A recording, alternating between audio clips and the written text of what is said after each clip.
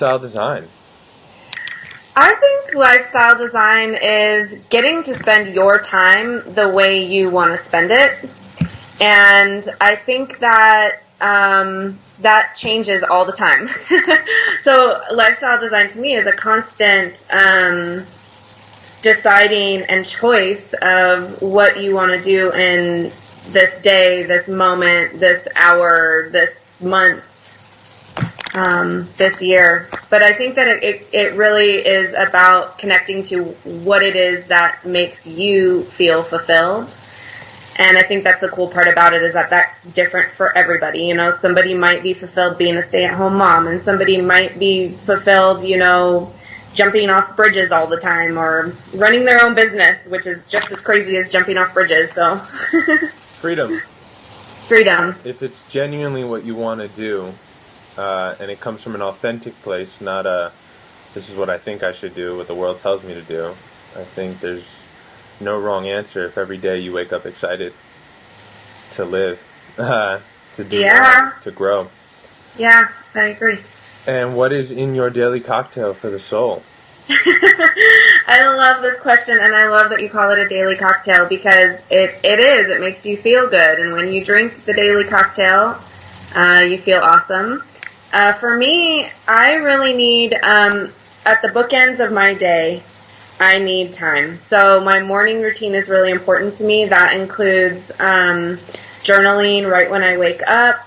It includes a little bit of meditation. It absolutely includes moving my body, whether that's yoga or running or exercise of some sort. And then the middle of my day, you know, I do whatever with. And then at the end of my day, I need to turn off technology and turn off connection in that way, so that I can then reconnect again at night. So I'll read, or I'll, you know, maybe I'll meditate again, but, you know, not all crazy meditation like for hours or anything like that, but I just, you know, I'm conscious of my thoughts and take time not in front of the computer, because I spend so much time there usually. And right now. Yeah. Yeah, we need to make time for us. It's a must. Absolutely. Marianne Williamson, I read recently, she says that true growth is never about learning anything. It's about remembering who you are. So it's about forgetting everything you think you know, everything that's been told to you and taught to you, and going back to the child who speaks half human, half God. And I really love that. I love you. What do you love about that? I love the idea that we come out perfect, right? Returning to eternity, returning to this idea that you are this perfect being. You come out in great alignment, you come out knowing what love is, and you know what, if you feel an emotion, you feel it, but you don't hold on to it. And you watch a child, and when they get angry, they're angry. There's no doubt about it. They are mad, and they are crying, and they hate you, but then it's gone. Like, there's no reason to hold on to it. They're just feeling. They're totally living. And that's beautiful. And then here we are, and we get an emotion, and we just, it's just hold it. Let's hold it as tight as we can.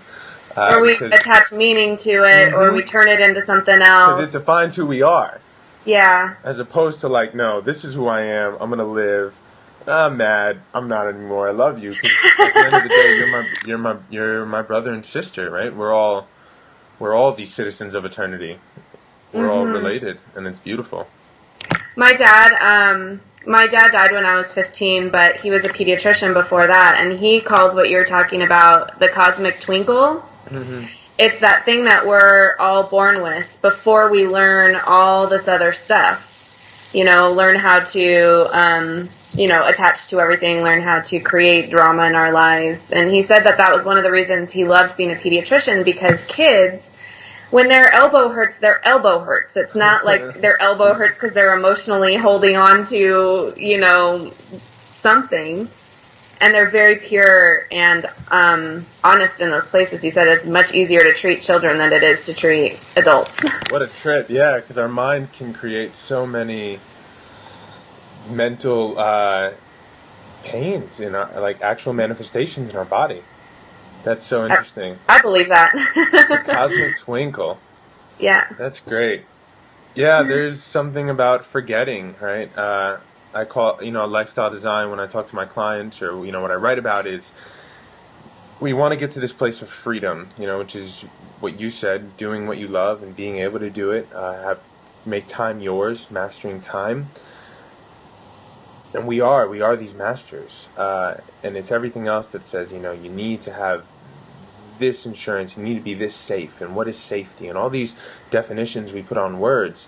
But once you forget all that, and once you remember that, money is a piece of paper, and it's not here to hinder your survival, but it's here to help you, right? Everything is here to help you, not harm you. And you forget, that there's no such thing as, this, everything's out to get you, and a relationship will hurt you, and love hurts, and being brave hurts. And no, it's all here to help you. And I think that's it. That's what it means to me. I know, me too. I love it. Tell me about Wild Heart. Whatever you want to say. Tell me everything. All right. Well, wow. I'll tell you everything. Okay. It's not everything. I'll tell you some things. Wild Heart. Well, Wild Heart to me is a way of life. It is what you might call lifestyle design. It's what somebody else might call living from the heart. To me, what it is it's truly accepting who you are and deciding to live that way. So it's kind of what we were talking about earlier of lifestyle design. It's making choices that truly fulfill you in your life. And that can be anything. What's true for you might not be true for me, but the point is to be living in a way that feels really resonant for you as much of the time as possible. And so that's kind of the concept behind what Wild Heart is. And who Wild Hearts are, it's awesome. It's like the subset of people who are really dynamic, really interesting, really smart, and we're not like everybody else. We might not want the same things that everybody else does. We're not satisfied with the 9-to-5s or, maybe like a mediocre relationship. We seek. We want truth. We want intensity and passion. But most of the time for a lot of these Wild Hearts, what happens is we learn along the way that these dynamic qualities of ourselves are hard to deal with. People don't like them. We're too intense. We're too emotional. We're too all over the place or something like that. And so we learn to hide those qualities of ourselves, but they still live there. That's our cosmic twinkle, right? That is what we're born with. So the Wild Heart Revolution, which is the private community, it's a small kind of coaching group, but it's also, it's a group of these people getting together and sharing their stories, sharing their vulnerabilities, but also getting coached and learning lessons on how to navigate the waters while living your true self. So it's awesome. My Wild Hearts are amazing. And it's a private group. Is there room for more Wild Hearts? Yeah, I actually have a goal. What my main goal with Wild Heart was to provide this kind of service at a really affordable price. When I really needed this kind of help, I didn't have the kind of money to pay for it, that one-on-one coaching requires. Mm-hmm. I love coaching, but I think that the model is kind of broken. It's really expensive. The people that really need it usually can't afford it. So it's open to anybody right now. That might change, but my goal is to have 1,000 people by January, and just to get as many people giving them these lessons, this help, this support, and the group itself is awesome. The group supports each other, so it's open now. Has the group met others in the group? How does that happen? Do they meet the other Wild Hearts? In real life, you mean? Or virtually, I mean. Yeah, so what it is it's weekly lessons sent to you in your inbox. So it'll be something like what we were talking about, what's your true essence, or what's your cosmic twinkle, or, what do you think lifestyle design is, or how do you like to spend your day? There are lessons and then a homework. And then there's a private Facebook group where everybody reports on their homework, they get support, they offer support, they ask questions. And then once a week there's a group coaching call that I lead, and people can call in and ask their specific questions. And then there's one day a week where there's Facebook office hours where you can type in your question, and it's like chat coaching. And then those are like the structured things for the group. And then all throughout the week there's discussion. There's, people are like, I'm stuck on this. What do I do? Or I'm going through a breakup. Ouch, I'm hurting, and everybody offers their support. So it's pretty all inclusive. Beautiful. Thank When you. did you come up with Wild Heart, or the name? When did that pop into your brain? The word? Well, it's kind of a fun story. A long time ago, maybe 3 years ago, a friend of mine, Nikki Jumper, she's this amazing photographer and musician. We were on the phone talking about getting women together who are amazing and who want to create these amazing lives. And she actually came up with the word wild heart. She's like, yeah, these wild hearts and whatever. And we were talking about collaborating on that, and it just never happened. And years went by and years went by. And then this year, something happened for me, and I don't know exactly the moment. I keep trying to think about it, but it just came back in my space. I'm like, Wild Heart Revolution. Like, there needs to be a change in the way that we're all living. And Wild Heart, Wild Heart, Wild Heart just wouldn't go away. And so I called her up and I was like, look, like, this was so amazing, like, this was so amazing. And I know we didn't really do anything with this. And I basically, asked for her blessing, said, like, I know that this was something you kind of came up with. To me, it resonates on the heart level so deeply. Can I take this and run with it? And she was like, yes. I love the word revolution, and I thank you for using it. It's a powerful word, and we see it in history as beating your oppressors. And who's a bigger oppressor than us to ourselves? That's right. We can forever blame others for standing in our way, but they're not. Right. It's us, and it is a revolution, and I pray for it every day on a global scale. That we have to realize that we have imprisoned ourselves in our own systems. Yeah. How are we a slave to a financial system we created? That's right. Or a belief system that we've created. Are you familiar with Agape and Reverend Michael Beckwith? Mm-mm. It's a spiritual center, and he says, religion condemns. It tries to make you smaller than you are. And the idea of spirituality is it's freedom. It's not saying go to God, it's saying you are God.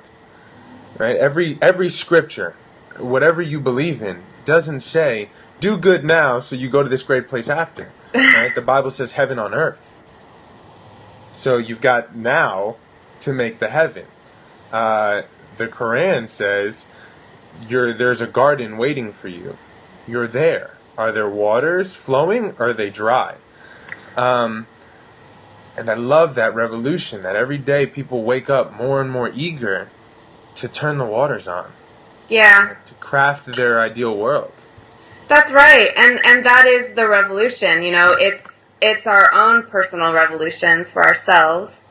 And that, I truly believe that creates the change in the world. It's only one you want to see. Be the change you want to see in the world. That's right. The most That's classic. right. That's right. We can't, we can do everything we can do to try to make the world a better place, but that starts with us living by example. When we're conscious and aware and fulfilled, that spreads. I was told once, excuse me, by a intuitive healer that it's far better to, I don't know the exact words, far better to enter into a slum vibrating on your highest level of vibration than it is to enter into a slum bringing one person a sandwich. That it affects more people by you being connected to you than it does by, bringing one sandwich to one person or donating $1 to one person. I agree wholeheartedly. We are collaborating with a company called Unite, and they do urban farming in impoverished neighborhoods. And the founder, he had that realization. He's like, I want to feed people, but if I just bring them food, they go to do what they do, and they come back for more food, and right. Did I really help? But if I say, here's this garden, here are these seeds, you can sleep on the soil. If you plant the seeds, you can eat as much greenery as you want if you do the work. And that is forcing people to move, to change. We can be infectious, right? We can be what is cancer more than just something that like latches on and takes everything away? And I think the world we live in is, it has that cancerous ability, right? With the technology, with the iPhones, with this new one coming out and this new one, I like to call it BS. It's a belief system, but it's also, partly bullshit. That we get caught up in this and this matters and all these outside things that define me. They're sort of cancerous, right? Because all these outside things are defining me. But we can also have that infectious power. And we can walk into a room and we can change the room. We've all felt it. We felt when someone walked into a room and changed us. Yeah, I mean that's happened to me time and time again, and I find that I love the analogy with the seeds. I talk to my coaching friends a lot about this. Is that we can say the same things over and over and over and over and over again, and there's a point at which somebody gets it. And it's like sometimes we're the seed, sometimes we're the water, sometimes we're the soil. But if you keep on showing up that way, you're going to affect somebody. As an actor, it was a big moment. Acting is, I think I convinced myself for a long time. I loved, this path of finding who I was in spirituality because it made me a better actor, which it did, but it was a cover for me really just falling in love with this world that was kind of taboo.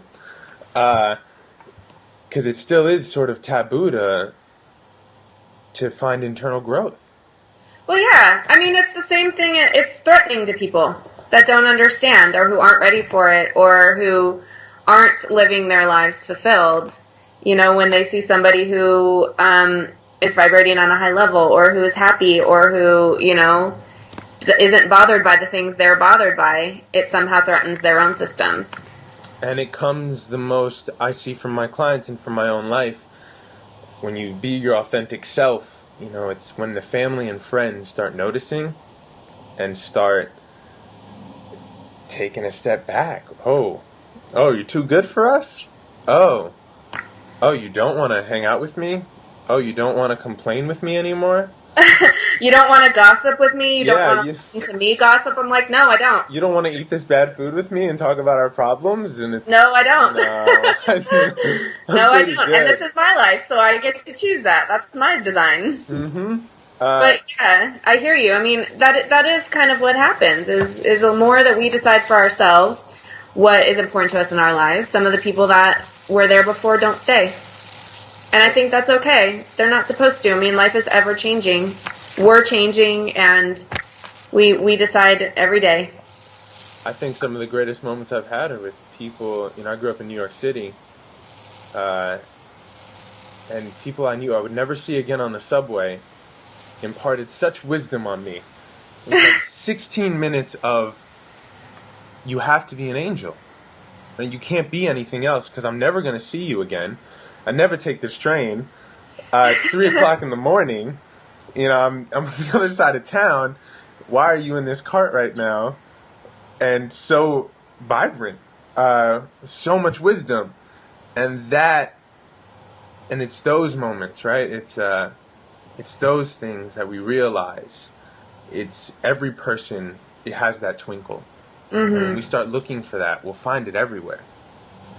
In everybody. Yeah. People often say, what's the worst that can happen? I like to say, what's the best that can happen? And that's just the beginning, because once we say, what's the best that can happen, the best is really only limited to our imagination. We don't even know the best. But it really helps saying what's the best as opposed to what's the worst. I love that. I love that reframe. Yeah. We have to just shift our vocabulary. Because it affects us, right? The vocabulary, the words we speak. Oh, absolutely. I think words are extremely powerful. It's a color that we shine on the world. We all have the ability to be saddened, to be beat, to be let down, to be hurt. It's all there. And I can do it every second if I choose to. That's where acting comes in, and I thank God for it, that I do this for a living, because I can see how I can manipulate myself with the words I speak, the way I put my body, the things I think. And so if we choose in our daily lives to just do the opposite, we're only setting ourselves up to keep rising and rising and rising. Right. Well, you just mentioned one of my absolute favorite exercises that I give almost all of my clients, which is if you don't like the way things are going, it's probably because you're in a pattern. You're doing the same thing that you've always done. And the only way to get out of that, it's actually extremely simple, is whatever you would normally do the opposite of it. Yes. It's pretty amazing, which is where journaling comes in, and being aware of what you're doing. Because people, I think, we go on autopilot often, and we can just run the motions. You know, it's like when you're driving your car and all of a sudden you ended up at your destination, you were like, how did I get there? How did this just happen? Which happens all the time. Absolutely. How did this just happen? How can people learn more about Wildheart and you, and how can they find you? And yeah, the easiest way, all-encompassing way, is to go to sallyhope.com, and all my information is on there. So you can click on Wildheart Revolution and see how you want to get involved. You can sign up for my newsletter if you want. I'm really active on Facebook. I love discussion there, and I like to talk about things that that stimulate people. So lots of discussion happens on Facebook. You know, I'm all over social media, but sallyhope.com is the easiest way to get started. What is the burning question on your mind right now? What's the topic that you want people to know or to think about? Well, actually, earlier today I just posted on my page about presence, about how suffering, most of the suffering, or not most, but a lot of the suffering that happens in our lives comes from when we are living in the past or living in the future. But suffering doesn't occur in the present moment. And so the game of that one is to notice where you're living right now. You know, am I thinking about the past, like, shoot, I really wish I would have done this, or I really screwed up that interview, damn it, you know, or I should have said this with my client. Or in the future, like, oh, I'm never going to get there. My business is never going to be what I want it to be. I can't have my dream life. There's no partner for me, or something like that. Those thoughts cause a lot of pain. So I love the game of let's get ourselves present and see what happens. Or with the future, it's my life will be better when this happens. That's right. That's right. I think about this all the time, and I use the image of a remote control, and we keep hitting fast forward and rewind. But really, we need to hit pause, which is the breath, which is meditation, which is prayer, which is journaling. That's your pause button, and then you hit play. Yeah. And whenever you want to hit fast forward or rewind, you hit pause.